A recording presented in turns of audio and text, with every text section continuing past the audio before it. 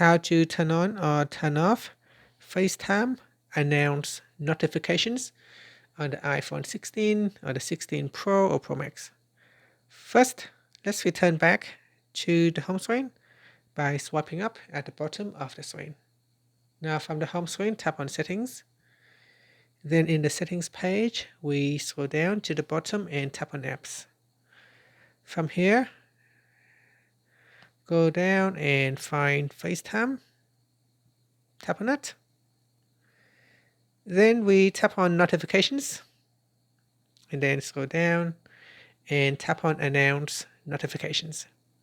Next, tap on the Announce Notifications toggle button to turn it on or switch it off. Here you can choose which items to announce. So you can choose all notifications or only priority notifications and time-sensitive notifications.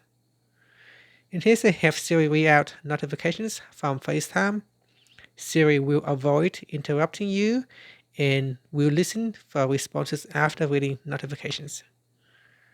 And that's it. Turn it on or off as necessary.